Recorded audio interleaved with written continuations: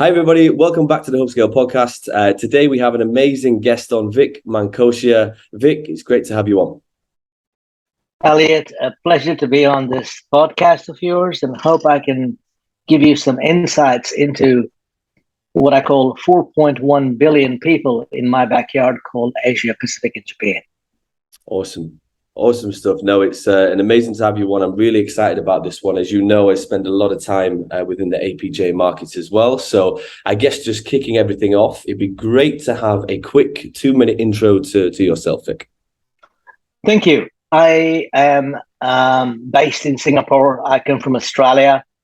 I've been based in Singapore for my last 3 tours of duty, my 5th tour in Singapore. And you'd say, why do you do that? Because Singapore is the nexus or the hub of Asia, Pacific, and Japan, not only just for taxation and transportation and location, but also for talent, for people who run a geography, especially a software security geography from a ISV or an independent software vendor. I have been at Symantec for over a decade.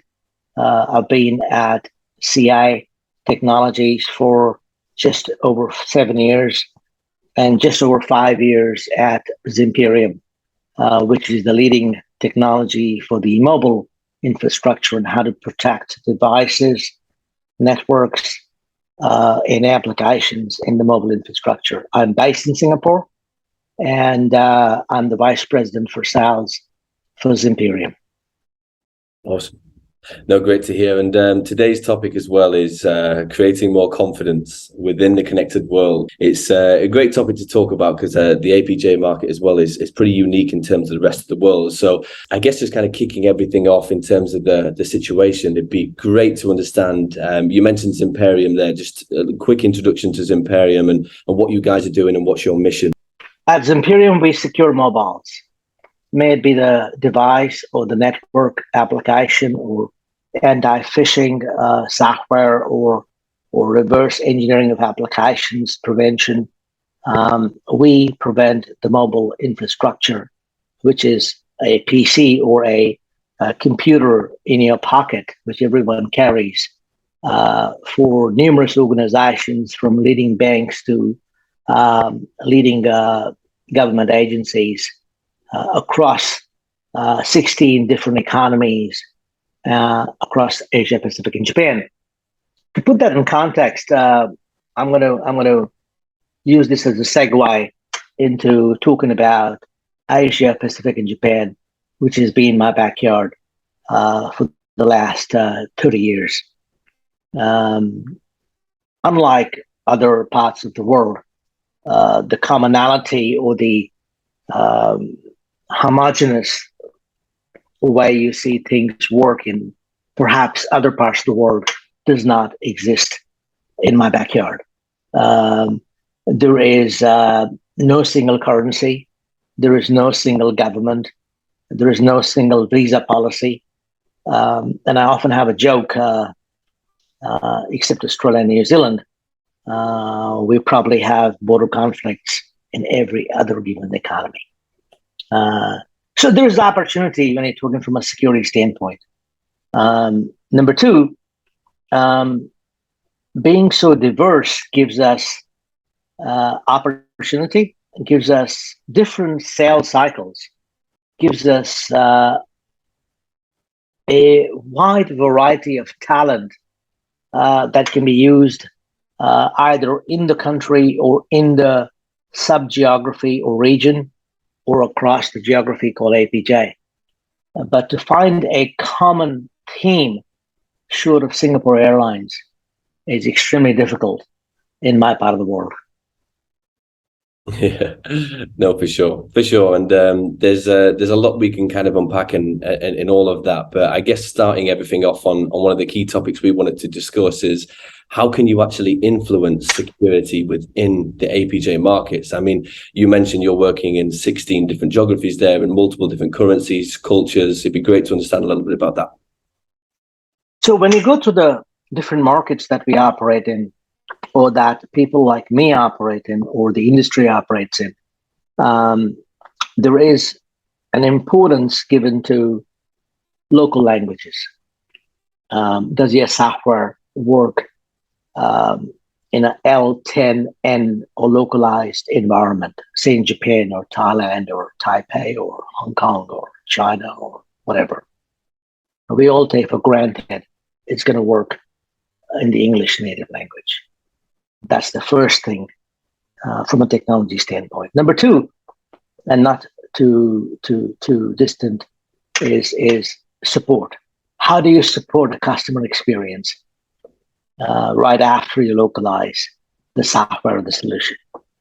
Number three, unlike any other geography, except I would say Australia or New Zealand, there is no direct way of doing business. We always have to go through a partner ecosystem. It's the currency conversion, it's the foreign exchange, it's the local laws, it's withholding taxes.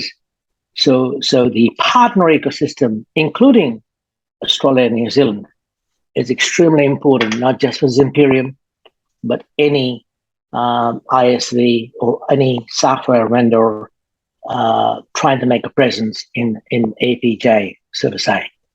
And the third most important thing is we have to be extremely cognizant of the fact that we cannot transport or relocate or repurpose people, talent, or individuals as easily as possibly other people or other places can. When you see what the drivers are, Elliot, the drivers are coming from the needs of the users. Security has become a boardroom topic these days. It's being discussed from a risk perspective, from a compliance perspective, from a technology perspective, and also how different technologies protect different parts of your security infrastructure. There is no DMZ. Identity has become the perimeter. The mobile is the one device that people carry and is the most powerful device in your pocket. If you lost your wallet or your mobile, you rather use your wallet. But having said that, it is critical for people to make sure that they use different technologies. And the old theme of defense in depth hasn't gone away, but that perimeter has disappeared. So people now have to operate on-premise, have to operate in a hybrid cloud, as well as people like us at Zimperium offer all three options for customers and organizations across these 16 different economies. Yeah, no, for sure. That's awesome. And I think there's a couple of points you mentioned there about especially about the partner ecosystem. You mentioned it's really important, especially getting into different areas and different regions, which is so critical. But could you dive a little bit deeper into that? You mentioned obviously the importance there, but why is it important just for the people that are listening? For the last 30 years, I have never gone into a direct sale arrangement with an end user. You always try and position your products and talk about the importance of why you and why Zimperium or why your technology. But you always fulfill, and hopefully at a stage you come to, you start having partners lead that conversation, not follow that conversation. And it takes time to develop that. It's a difference between mind share, market share, and margin. You want all three of them, but to get market share, I think partners are extremely important. To grab the mind share, I think your own presence as the principal of that software and being present there with the partner is extremely important. Third, and not to be taken lightly, is support. Something always goes wrong at 2:00 in the morning on a Saturday. People like you and I are getting a tan on the beach, as you can see. But the partners are always local. The trust, the transaction, the last mile of support is given by a partner ecosystem, which necessarily may not have to be massive and big, but surely has to be qualified, educated, empowered, and resilient at the local country level or a district level even. Yeah, yeah, for sure. In large countries like Australia, India, China, you'll see that you have to have it at a district level. So the partner ecosystem is extremely important for a company to be successful, and not look at it from a deal perspective, but look at it from how to build a business out 2 years, 5 years into the future. And they're not just a partner ecosystem, they're a multiplier effect. And I think the importance and relevance of that partner ecosystem is far more important than what we do for a living. Yeah, for sure. And I think that goes on to the next kind of topic pretty well, in terms of every single region is completely different in terms of their culture, especially when you're working with each of these partner ecosystems and each of these teams that you're building up as well. So it'd be great to understand a little bit from your perspective, how can you navigate and how can you really dive into the security aspect of each of the businesses you've ever worked at with these different cultures? At the end of the day, you have to have leading technology, but you also have to have the mind share of the partner before you get to the mind share of the customer. You can always go and have a conversation with the customer and nurture a sale, but to have the multiplier effect of a trained partner ecosystem is absolutely important to be successful, at least in the midterm and long term of the longevity of the business. The sales directors or sales personnel in a company always will help you sell to the customer, but the power of selling to a customer with a partner, or leading with a partner and supporting it with the sales infrastructure, is extremely important, and there is no substitute for that, at least in my backyard. In every country, you'll find a different set of partners. Some could be boutique partners, especially in my business today. I come across not the large names, but boutique partners who only do mobile-based security or mobile infrastructure or mobile workspace. And working with them today, I realized that those partners are not the same as the partners I had in the last job. So you got to recruit new partners, enable new partners. And it's an ongoing process, Elliot. It's not something which stops today. It's a certification that you give today, possible 10 years ago, 15 years ago. But today you have new products coming out, and you got to be 24/7 with the partner in the trenches, enabling them to secure an objective and win collectively. Yeah. And that's what ultimately will give you what you called more confidence in our connected world. Yeah, no, for sure. For sure. I'd like to dig into maybe some specifics there as well. So especially when we're driving the cultural aspect of the business, as you know, certain reasons in APJ is you have to really act certain ways, and you have to really dig deep in with the partner network as well. So it'd be great to just, especially from looking at it from a vendor point of sight, say if they're looking to come into the APJ market, what would you kind of advise people in terms of working with different cultures within your backyard? You got to be cognizant. You got to be educated. You got to be aware. You got to be leading with an open mind, like a good platoon commander. You got to be in the trenches. You cannot sit in an office and try and run APJ. It's run in the field. Most of our partners across the last 30 years are niche partners who know their client base, who have the trust established with their client base, and you have to earn their trust before you walk into the end users, even if you know the end user. Number one. Number two, installation, implementation, support, and the last mile is always left to the partner. Renewals are left to the partner. And that's extremely important. A third dimension is coming these days, which is the cloud. Where is the cloud?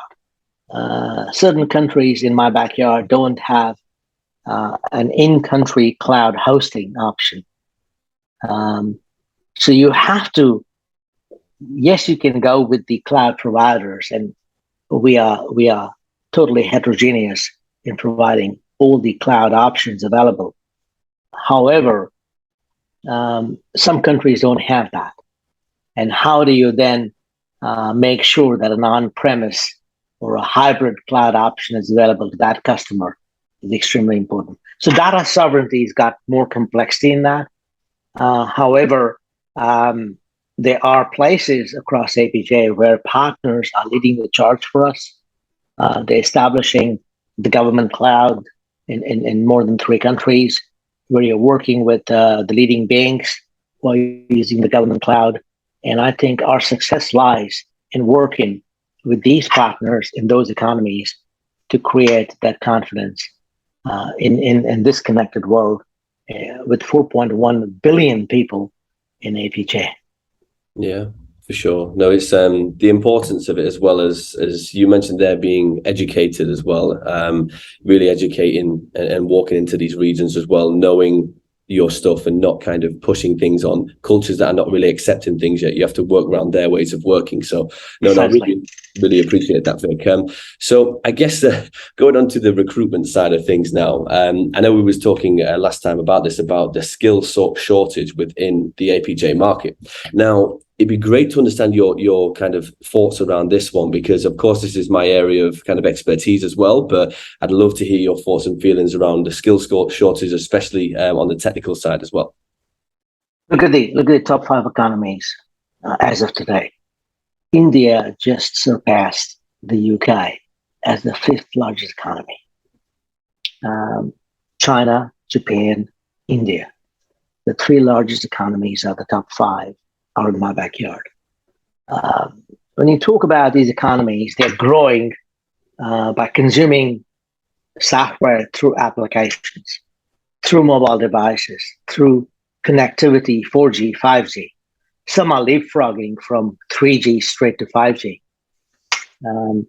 So there's opportunity everywhere. There are mega applications at play. The user bases are with 7 zeros at the back. The user counts, the populations are connected. The government services are connected. The citizen services are connected. Everybody is now seeing connectivity without having to think about the security aspect or the confidence aspect of that. And there are applications which are not quite right, or the devices which are not quite secured. And at the same time, there are people who are asking for it. There's regulation which is demanding it. The governments who are enabling it. There is banking regulations around it, and there is government regulations around it, which will drive it more and more as people connect. And the skills that we need today are the skills which understand their local cultures, which understand the local players on how they want the software to be secured. In each different economy, it's different. I hate to say there is very little commonality, even between the English-speaking countries that I work across. So local talent, which can be transported in and plugged into larger projects, is a good thing. However, talent is something we are searching for on a 24/7 basis on how to find people in the right economies. And by the way, the talent is there. You just got to go hunting for it, literally, to make things happen. Yeah. No, for sure.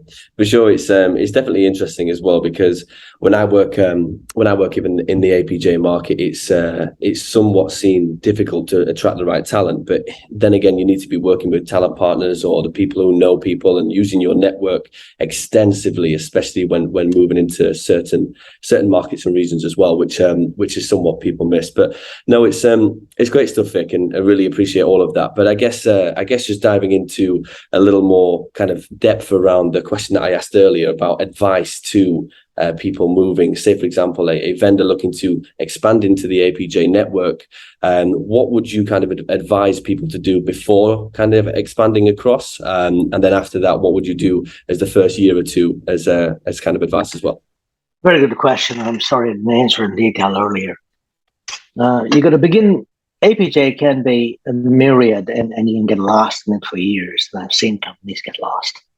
The first thing you can do is figure out where you should play and where you should not play, depending on your strengths and the software company that you represent.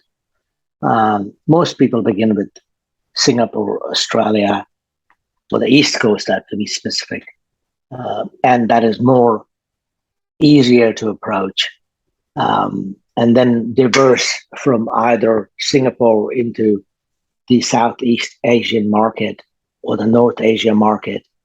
And then there's a different conversation to be had, but Japan is a difficult market to enter, but also a very lucrative market. My markets are defined by volume and value. And if you see, for example, Singapore is a value market, as is Australia. But when you go to India, it's a volume market. The only value and volume market you have in my backyard is Japan. We have 140 million people, and it is Tokyo is the same population as Australia. So when you start comparing all this, you'll soon realize that the volume markets and the value markets are played differently. And you've got to have a different sales play for those markets to capture exactly what I said, the mind share, the market share, and the margins. But Japan by itself is the same as Asia Pacific when you talk about the size and the yield. And I think people who are entering this market have to understand their strengths, where they can succeed to begin with, and have a short-term plan to succeed in delivering the mind share and market share in those countries, and then have a long-term or a mid-term plan for countries like Japan, New Zealand, and others, which I include most of APJ in, which requires a different strategy. So you can't win it all in one game or one roll of the dice. It's a strategic. It's a very strategic venture where you can enter and land and then try and expand into the 16 economies we just spoke about. Yeah. No, for sure. And that's critical advice as well, especially when I think companies sometimes, when they're wanting to go over to APJ, and even when they're wanting to expand into EMEA, they need to really assess everything before going into it. And you're right about their strengths and weaknesses, and how can they kind of really dive into each of these markets and land and expand, like you said as well. So no, I love it, Vic. And I guess just kind of wrapping things up today. I know we've gone through a lot of kind of information, which is really, really useful to a lot of the network as well. What advice would you give to yourself when you was kind of coming up in your career? It's really kind of gives a detail to people who are wanting to expand and get into your kind of position as well. And I think it's really useful for people trying to progress. You got to get outside your comfort zone. You cannot live in your comfort zone. You cannot say, I know everything. Keep an open mind. You got to trust partners, you got to manage partners, you got to manage end users, you got to hire the right people. Everyone makes mistakes. I have made heaps of them myself. But you got to quickly recover from that. And the crew you had in the last battle may not be the crew for the next battle. So people have to always keep upskilling the people they have, or hire outside the comfort zone, which many leaders don't. Everyone comes with the mindset, I know it all. You got to be cognizant to the cultures around us. There is no longer what I call a pyramid which exists, at least in our business, in our backyard.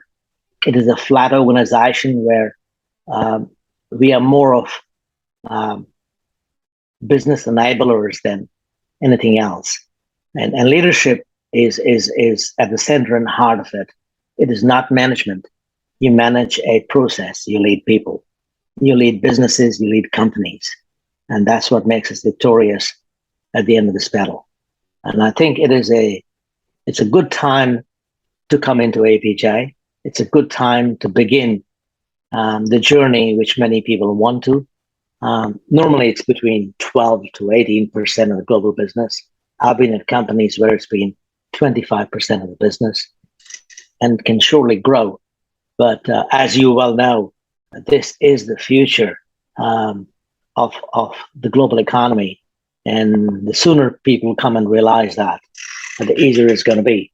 And that is my best advice to people, to figure out what their strengths and weaknesses are, and then begin their journey, and hopefully win across the entire Asia Pacific and Japan market. Awesome. No, I really appreciate that, and great advice all through and through, Vic, with all the information we've gone through today. So really appreciate you coming on the podcast, and thank you very much. Thank you, Elliot. I really appreciate your time, and all the best. Stay connected. Thank you very much. Bye-bye. Goodbye.